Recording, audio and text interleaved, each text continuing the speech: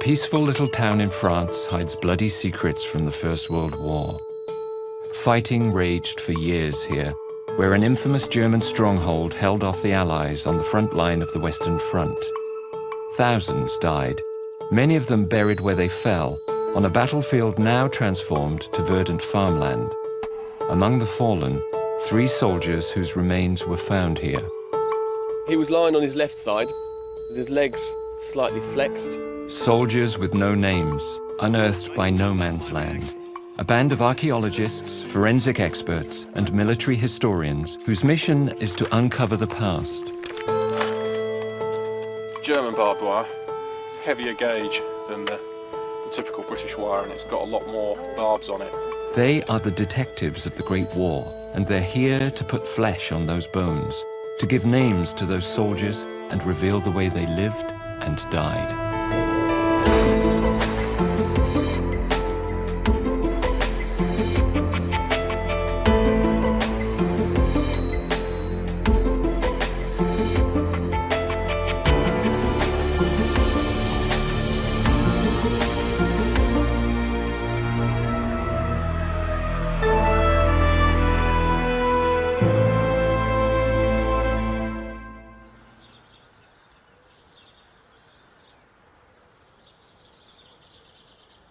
Two years ago, this farmer's field surrendered some of its secrets.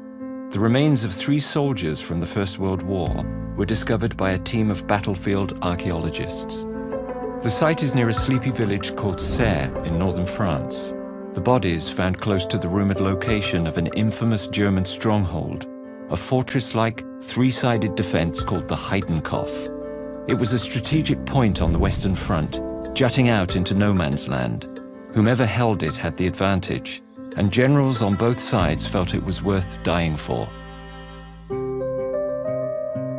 Forensic expert Luc Barber's great-uncle was killed by a sniper in the Great War. His body was never found, unlike the 3 soldiers discovered here, one of whom was clearly British. He was buried with a tunic on. We found the buttons running down the front of the tunic, standard issue British tunic. And the first we knew of his presence was the fact we saw the two toes of his boots were sticking out. And we started to clean back just to see if those boots were on their own or whether they actually had a body associated with them. And sure enough, inside the boots were some feet, and we then uncovered the whole body. The British body, the chap who was lying out on his back with his fingers clenched up, he was lying directly on top of this white chalk in the trench. Now that means something that you don't normally get with archaeology. We can tell to within minutes when that man was killed. Andy Robertshaw of Britain's National Army Museum is a military historian. Using trench maps, army files, and battle reports, he and the team were able to pinpoint that moment of death. The unidentified British soldier had met his end on the 1st of July 1916, the first day of the Battle of the Somme. His particular battalion left their trenches just back here at exactly 8:46. That was all according to plan. But within a few minutes of them moving off, everything went wrong. German shells are falling in enormous numbers. There are machine gun bullets whizzing by. One bomb in each pocket, rifle with his bayonet fixed across his chest, his eyes fixed on the horizon ahead, waiting to see if any sight of the enemy. And his target was somewhere about 300 yards ahead of me. He was lying with his head in more or less here, with the feet going up slope. His right leg was badly broken, the femur was broken around about here, and wedged against that was a large iron shell splinter. His right leg was smashed by shell fragments. Massive loss of blood. It'd be natural to roll onto your back to ease the discomfort. His skull was very badly fragmented. The front of his face was literally just stoved in. A shell fragment that went through the front and came out through the back, completely scattering the skull. His last few seconds must have been agonising. There's his right hand, which was clenched, and some of the team actually found it quite emotional to see that. It was a little moment of someone dying, an instant second, when he was hit. And he finished up lying on his back, staring into the sky, like so many thousand other men on the 1st of July 1916. A lack of material evidence meant there was no way of identifying the British soldier. He was laid to rest in an unnamed grave overlooking the field in which he died. But the team had found 2 other soldiers in the same location, both of them German. Both of them killed in 1915, defending the Heidenkopf. Among the remains were clues as to who the men were. Now the team want to piece together the stories of these German soldiers and scour the Heidenkopf to find out why this formidable stronghold was worth dying for. Actually, there's clean here, and then there's a band of dirty that starts here, runs. It's about 4 meters wide. It comes to about here, and there's quite. David Kenyon is a commercial archaeologist. Using German army trench maps from the time, he's worked out where the Heidenkopf defense should be. I think that might be the edge of the trench, because underneath this clay is solid chalk, and when they cut the trench, at the bottom of it cuts into the chalk, and all that chalk gets thrown up on top, and when they backfill it, all that chalk rubble goes back in, and it shows up in the clay as a sort of white stripe. So that's the back edge of the trench there. As the digging continues, Luke Barber searches for the very spot where they uncovered the remains of 2 German soldiers, along with some of their possessions. He's a forensic archaeologist who normally works with the police to identify human remains. He's applying the same techniques here. One particular item found with one of the soldiers' bodies proves to be pure gold. He had his ammunition pouches still in situ with his belt. The belt was slightly pulled up, as if at some point it had been used to move him. The ammunition pouches were full of ammunition, absolutely stuffed. We had an area here where we think he had his bread bag for his personal equipment, but of interest was the disc. The young German soldier killed outright by a shell blast was wearing an identity disc. The disc gave him back his name, Jakob Honis. First, there was the excitement of Jakob's identity disc. And I remember distinctly when we got an email with the first photograph of Jakob coming out. And it was at that point that he really started to come to life for us, and he turned from a skeleton into a person.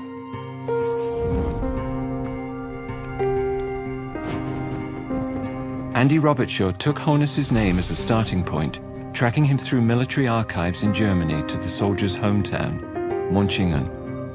The idea of the ID tag was that the information on it was useful to the German authorities, but wouldn't give too much information away to an enemy if that tag was captured. So it wasn't meant to have personal details on it.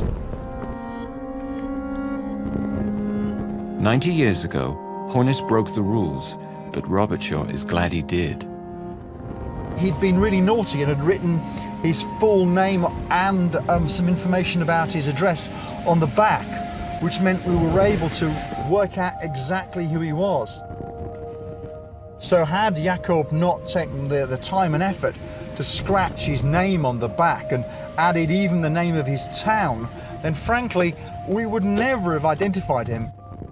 It required really someone to defy military law, and that makes him much more human to me, much more interesting. Trying to find the house where Jakob was born and lived with his family up until the time he got married. It's number 27. It's got to be around here somewhere. It's this house here in which he lived with his family. Well, Jakob is born into the middle of the family in terms of the boys. He's the middle son and only really finished his elementary education. He didn't go beyond that. Really, he didn't have what we would regard today as teenage years, because as soon as he left his education, it was straight into work. because although they own a little bit of land themselves, that's not enough to support the family, so it's a matter of getting work whenever it's available, and that's a mixture of work for farmers, and then for a period of his life he's actually working in a brickworks.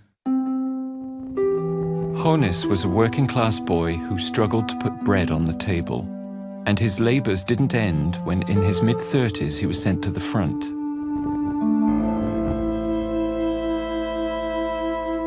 By 1915, the trenches had developed into intricate cities that snaked their way from Switzerland to the English Channel. They were constantly deepened, constantly strengthened, and repeatedly attacked. The battalion's war diary reveals that on the night before he died, Jakob Jonas was out laying barbed wire. If no man's land can find some near their dig site, it might mean the Heidekopp defense they seek. The stronghold that Jakob Jonas was defending is close by. Roll of barbed wire. Roll of barbed wire. Certainly is. Yeah. I think German. It looks like it's got big spikes on it. Yeah, it's true. The German Martin barbed wire Brown is an archaeologist with Britain's Ministry of Defence. He knows that German barbed wire was lethally effective on the battlefield and still looks terrifying, even after 90 years in the ground. You can still see wire with the twist and still with the rather nasty spikes. There it is. Really nasty heavy-duty German wire. And this is the stuff on the 1st of July during the Battle of the Somme that the British really come unstuck with, because they've been looking from the heights over there and they've been seeing belts of wire, and they know it's here and they know it's nasty, and they've come up against it before, so they've been bombarding massively, and they've been using shrapnel balls, lead shrapnel balls, to try and cut this stuff, and it doesn't do it. It's like some sort of malign version of the Sleeping Beauty, where you have to get through the thicket to get to your objective, and in this case it's a bunch of Württemberg soldiers who are pretty angry because you've just spent the past month trying to shell them and kill them, and now you're walking towards them with bayonets. But this stuff is between you and them. We're an inventive species, not always for the best. I felt that blast wave there. Did you feel it? Yeah. Heavy shelling was used to try and breach barbed wire, strung right along the German front line. Part of the battle. But Andy Robertshire is not convinced the bombing was effective. One, two gone. Two It's of them, dropped yeah. it in the middle. Yeah. Has it made a gap though? There's quite a crater. For safety reasons, the explosive power of this test is scaled down, and so too is the strength of the barbed wire it's aimed at. It snapped off as the post broke. It's just broken clear. But the other strands are all in place. We've only cut one strand of barbed wire with what we were doing here. What we've got here is a piece of the real wire. Comparing it to that, you can see it's not as thick. And although we've got a single strand gone, that has just snapped through, I suspect had it been the real thing, it wouldn't have severed that at all. Even if the charge had been bigger, even if we'd had a bit more plastic explosive, this obstacle is still there. It would require days of shelling very accurately to cut this completely and get it out of my way. Certainly I wouldn't want to try and get through this, even after 8, 9, 10 of these. And of course, on a frontage of 18 miles, even with millions of shells, there's always going to be some of that wire there. And it only takes one strand of this stuff to slow you down long enough for someone to shoot you. Men like Jakob out there night after night, putting in the wire, getting it all in place, and then sitting back knowing it's going to be a real obstacle. They've put their sweat into it to make themselves safe. Another set of remains found at the site in 2003 were also German. So far, this second soldier has no name, but there are many clues as to the type of man he was. He was lying on his left side with his legs slightly flexed, and he's got his German marching boots on, which you can see the soles still surviving with the hobnails in. What was interesting is roughly where the collar was, we found two larger studs, which probably suggests he may be an officer or an NCO, something like that. Down in front of him here was what we think is the remains of the bread bag, with a number of personal effects in them. We had this harmonica or mouth organ. There was his fob watch here, which had stopped at 6:10. You can still see the seconds and the minutes and the hour hands there. There was a penknife, and interestingly, there was a prehistoric flint tool. In his tunic pocket, we found the remains of tobacco wrapped in newspaper, a tobacco pipe to smoke tobacco with, and there was also the matted remains of what we think may well be a book or something. That's certainly paper and all compressed together. Obviously, if we'd allowed that material to dry out, it falls to pieces. So that material we had to keep damp, and we had to keep it wet and to get it over to conservation. A German soldier, perhaps an officer, educated, interested in archaeology himself, a pipe smoker whose possessions included a book, the pages of which could hold the key to who he was, if they can be saved and then deciphered. This soldier's story is not over. The trenches of the Great War became a kind of home to the men who lived in them, a place for personal possessions that would be quickly gathered up and carried into battle when the call came. But Jakob Hones had one item with him that puzzled the team and led them somewhere quite unexpected.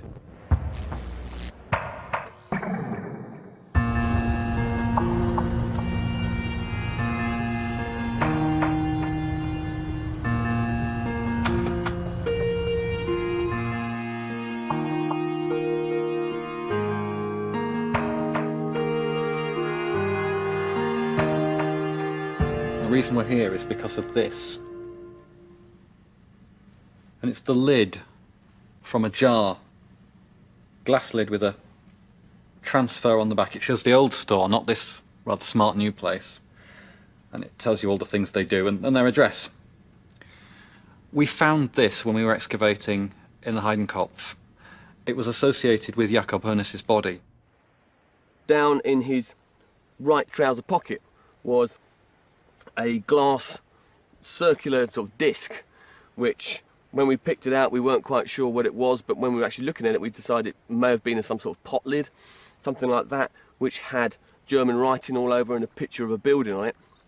And this was odd because there was no reason to be carrying this pot lid.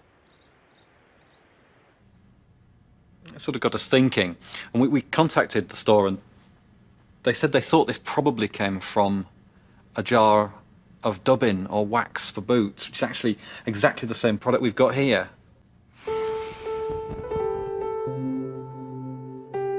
He'd obviously used the product and he kept the lid.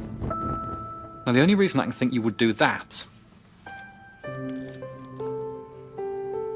is because this little object is a souvenir of home.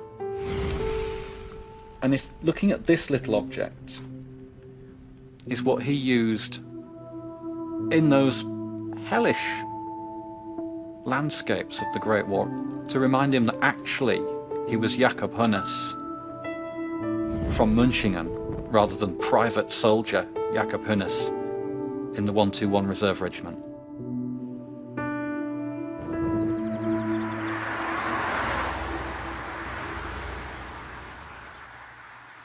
Like the soldiers whose stories they're seeking, the men of No Man's Land are also a long way from home.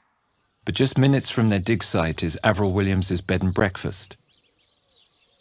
It's the command post for No Man's Land, and it's where it all began. Right. This here is where No Man's Land started to dig. So they dug a section right the way through and went down, and as an archaeologist dig, when they found the infill, out it all came.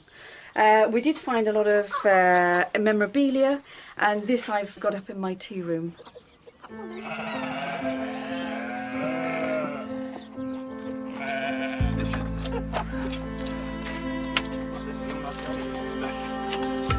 No Man's Land is really almost like one of the units, because they all have different roles and they all live different lives, but they come together and they work for each other. we do care about the soldier in the ground, and if we do find one, it means that that body can have the care and the respect it deserves. Otherwise, if people find them, they strip them, they put their bones on the side of the road, they take everything away from them that makes them human, almost, and they're forgotten. No wonder there's a lot of spirits still around here. I think suddenly we're putting it all to peace. We're making sure that they're resting in peace. The team from No Man's Land may sometimes find fallen soldiers, but they were formed to seek out and excavate the trenches of the First World War.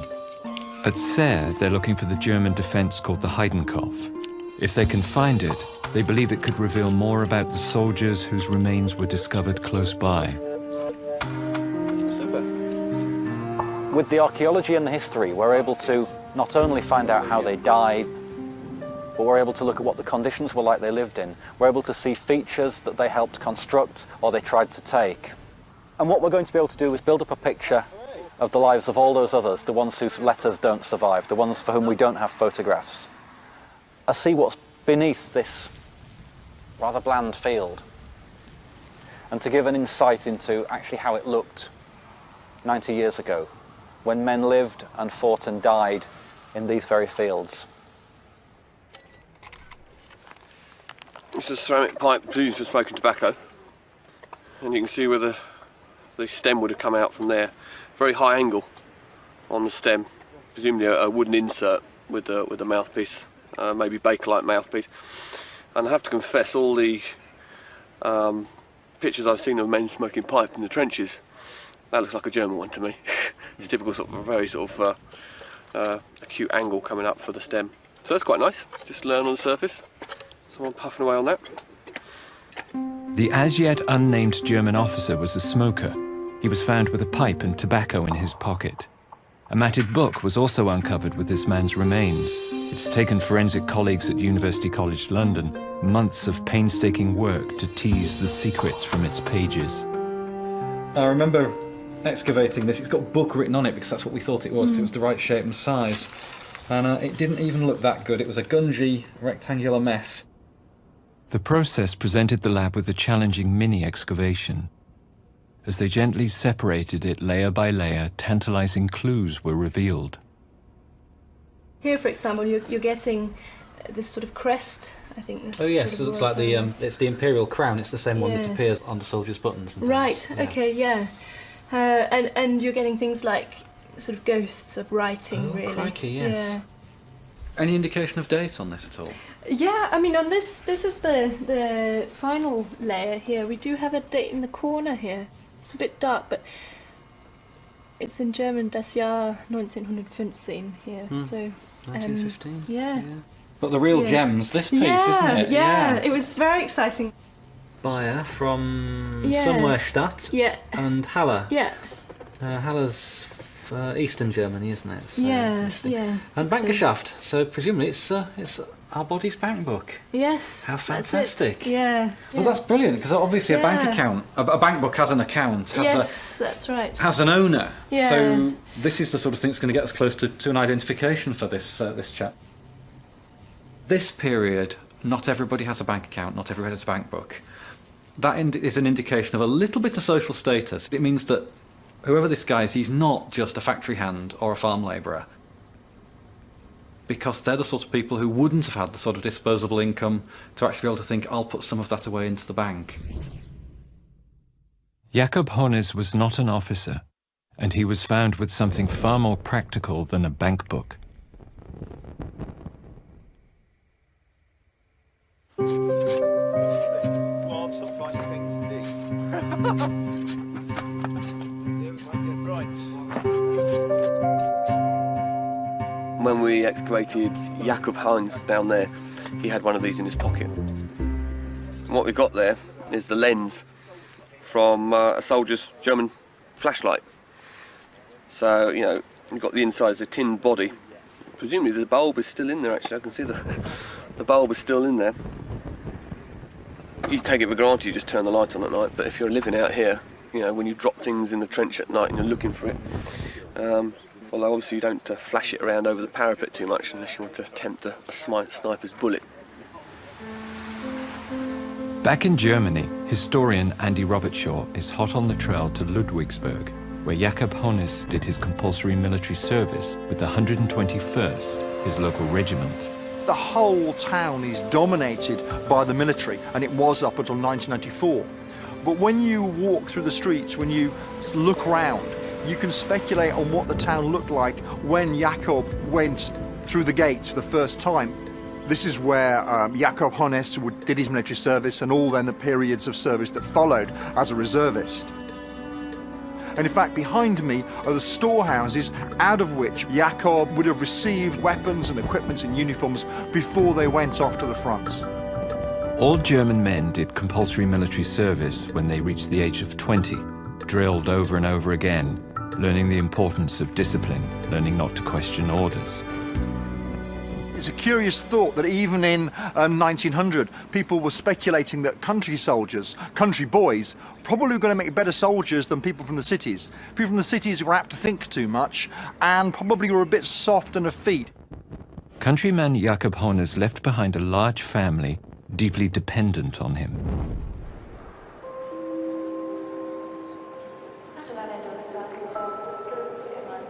He left for the front by rail from Stuttgart, the capital of the German region where he lived.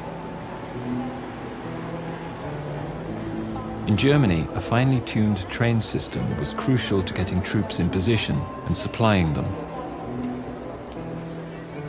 Places like this were absolutely full throughout August and September 1914.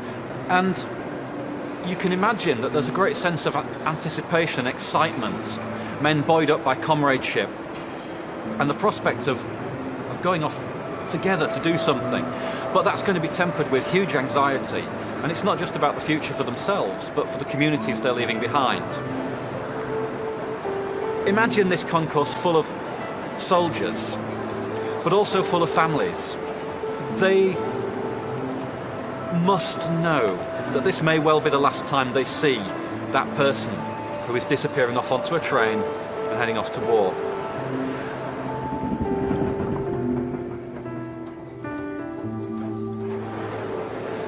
But if we think about the experience that people like Jakob Honnes may have had, the Honnes family live in a village. He's an agricultural labourer and has a small holding. It's coming to harvest time. It's the worst time to have to go to war.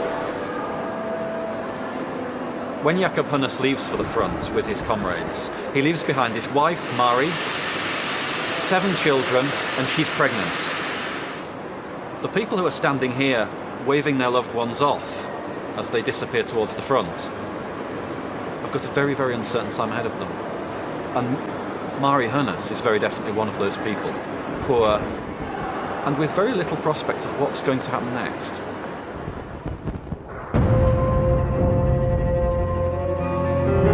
Training could scarcely prepare troops for the reality of trench warfare at Serre. Shells fired by advancing French rained down on German lines in an attempt to destroy barbed wire fences. And the barbed wire found by no man's land was right on target for the Heidenkopf. So I think we're in about the right place. See, we've got it coming in this way. We've got what looks like a knife rest in there as well. Yeah, which we've seen before, haven't we? They found the defence, and both wire and shells are still there. One of the main things that the British are trying to do with all these shrapnel shells is to cut the wire, the German wire, which is actually in front of the German trenches. And we found in that area down there bits of the actual side of the shell, bits of the exploded fuse, and in a very small area, you know, all of these shrapnel balls. I said there's over 100 of them. Normally the shrapnel shell will explode well above the ground level and spray either troops or the barbed wire to try and cut it.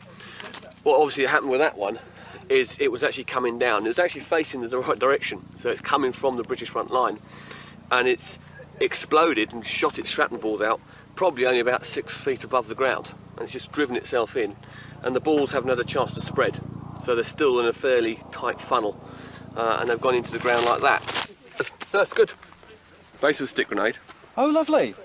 So you unscrew that, that Yep. comes off. What you've still got is the actual paper, the waterproof paper Seal, membrane, which yeah. you push through, and inside Can you see the actual Oh, yes. ceramic pull? Yeah. Amazing. Isn't that great? To actually get that preservation. Yeah. If you want a clear image of classic mid-war trench fighting, these are it. This is bombing up and down the trenches around the traverses, trying to either take control of it as the Allies are doing, or recapture it and bomb them out again. And we know that the Heidenkopf down there changes hands several times. And how do you recapture it? This is how you do it. It's done with bayonets, with sharp shovels, and with bombs.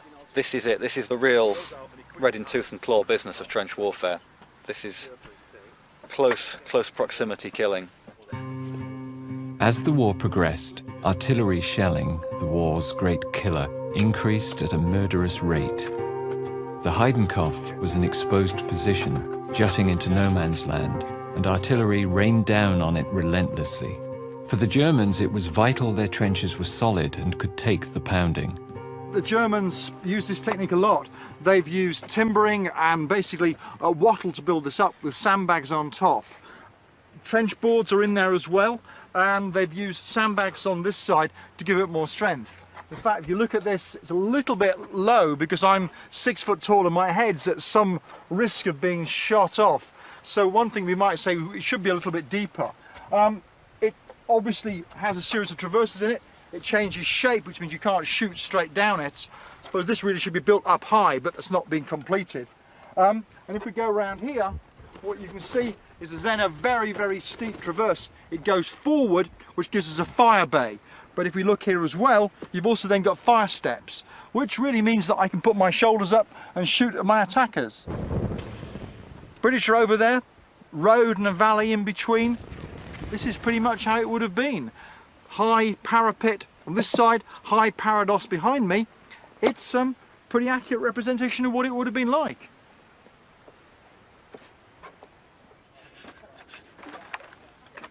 It's got big fingers. Up from the mud of the Heidenkopf comes a find that seems to underline the war's great cruelty, a tantalizing hint of lost love. Well, it seems to be a fingering that's just come out here. But yeah, there's only a brass one. It'd be nice if it was silver or gold, but there may be an inscription on the inside. You never know. We'll get that cleaned up. I think that's worth going for. Oh, that certainly is excellent. Yeah. But it's a very personal item, obviously. But it's nice. Well done. Now, where's the finger that went with it?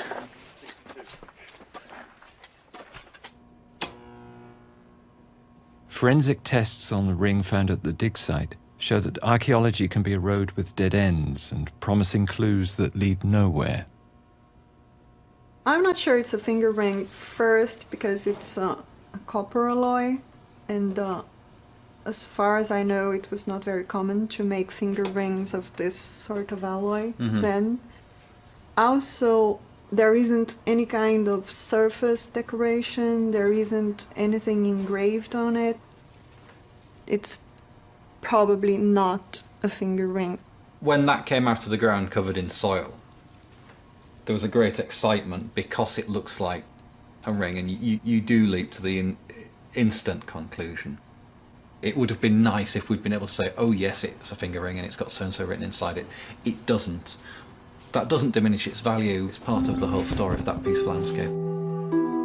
The war years were hard for soldiers' wives left to cope back at home. Women like Jakob Honus's wife, Mari.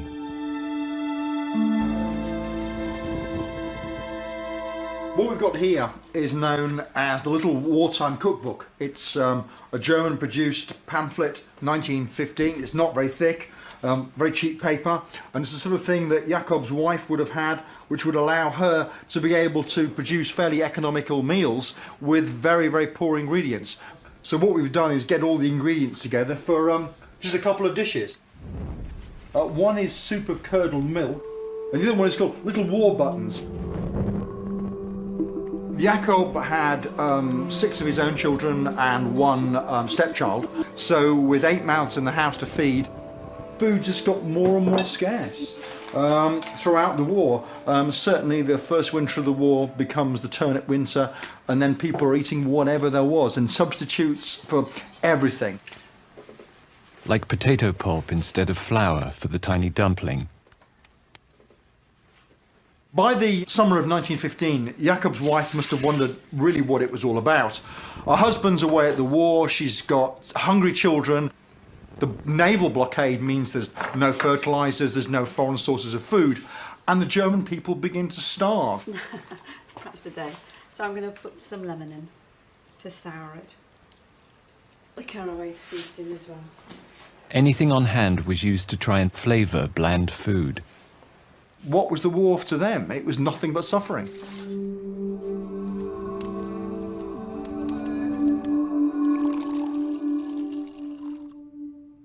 Should we try? I'll try one as it is, actually. I would have thought so. Yeah, okay.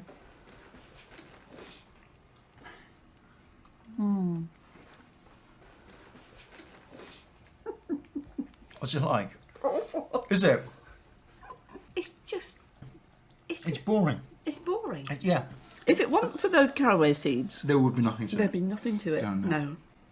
I mean, this is pure stodge, isn't it? Oh.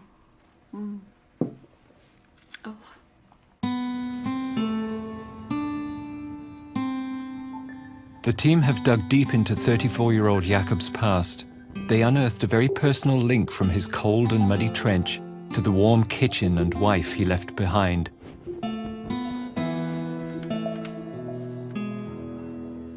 Postcards sent back from the front by Jakob Honnes to his wife Mari in April 1915. His writing on the back.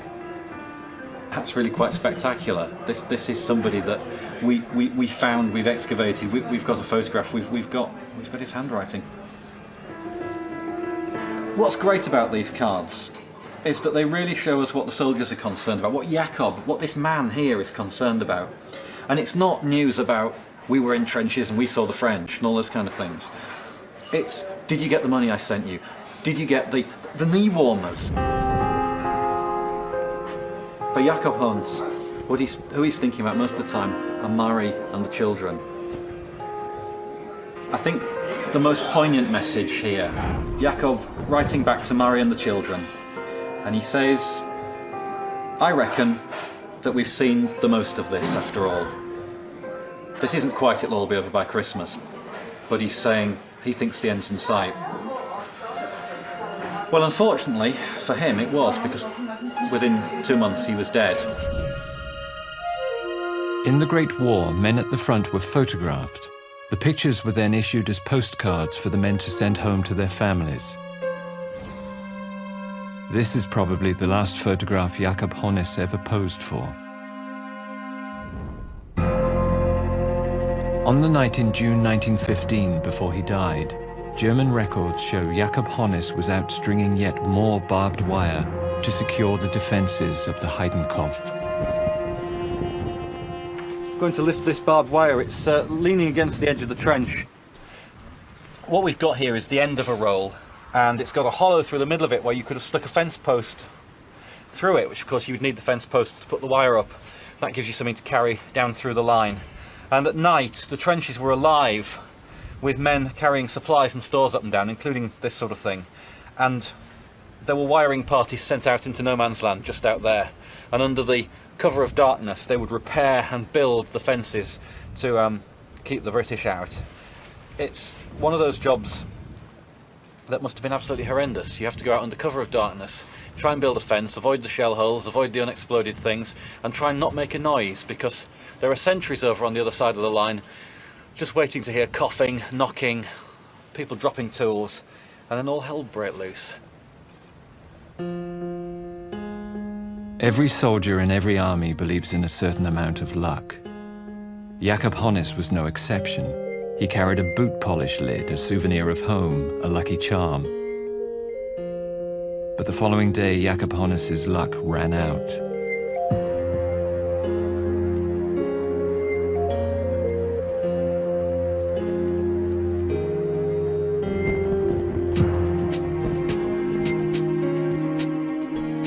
The regiment that holds this bit of the line is the 121st Regiment. Jakob is in number 7 company.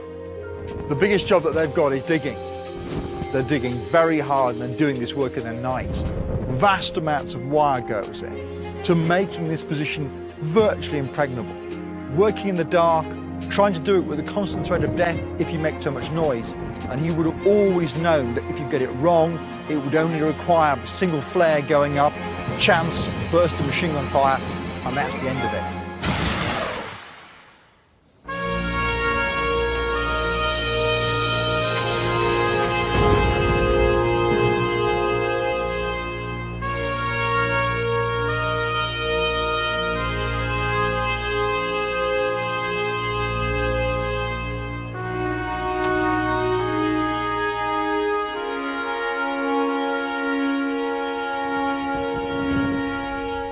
The remains of the second German soldier were found close to Jakob Honnis, but unlike Honnis, this man was an officer, educated and better off, carrying a bank book that offered the team an outside chance to identify him. You can see basically the outline of the book here with all the cover, fragments of cover coming off it. So very, very delicate, very fragile. But we saw that actually the main wad of paper of the book itself, when we peeled some of the pages back, we could see the stamp, the printed German writing, and we knew that we had something that could potentially be quite important. The tunic buttons and the collar studs, which were Württemberg, told us he was a Württemberger and told us that he was also an NCO from the collar studs. But it was this bank book, this soggy piece of paper, which was the crucial clincher. The historians were feeding us information through via emails and things that they were on the track and they had some clues to follow up. And it was great when we finally I got an email through saying, we've got him, he's Albert Thielecker. It really does emphasise to you the fact that when these bodies are dug up, you need to look at every last piece of evidence, because Albert Thielecker was identified not from his buttons, not from his dog tag, but from his bank book. Albert was in the same regiment as Jakob. They died at the same time, officer and infantryman united in death.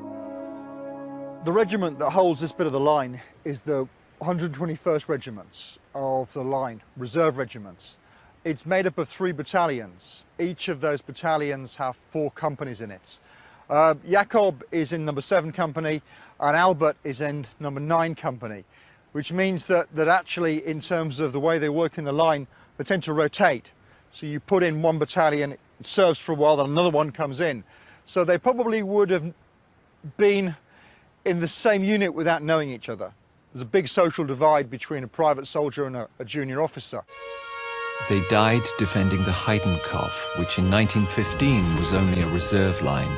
But the Germans knew it occupied a significant location, and the work carried out by Jakob, Albert, and others like them made it virtually impregnable, laying the ground for German success in the Battle of the Somme the following year.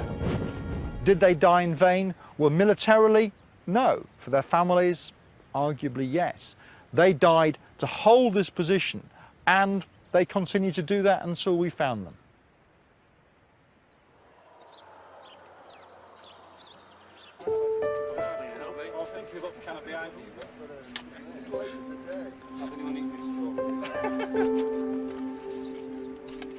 We're 18 months on now from when we were excavating at Serre and we first found the 3 sets of remains, in particular these 2 German sets. And it's been a long road since. In France, the missing crop up from time to time. You see them recorded in the newspapers. They'll say, oh, another British soldier's been found or a German soldier's been found. And we like to feel that we've moved the process on a bit now and that we've raised the bar, if you like, that when these remains crop up in the future, there will be a stronger imperative for people to really take the trouble that we took and treat them archaeologically from the moment of discovery. It is putting names to bodies, it's making them human again. And it brings the Great War to the current time. And I think it's so nice to bring the link through from here as a soldier in the field. He's a pile of bones now with some equipment attached to him, and he is now this person.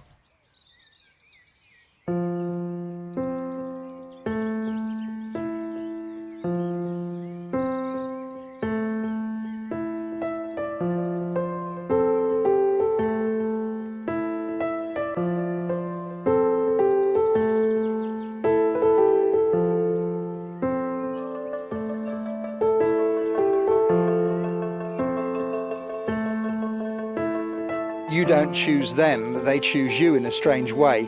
And when you then see a name like that on a headstone, it is just a feeling of a job well done.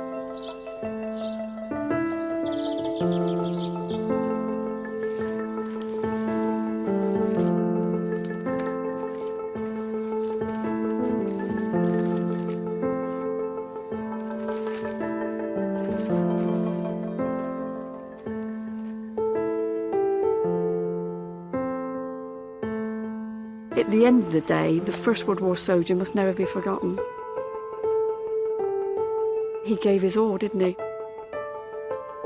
He gave everything.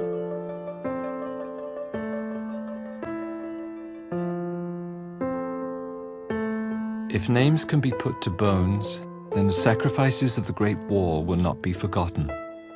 Young men, allies or enemies, united in death by the eerie comradeship of the fallen.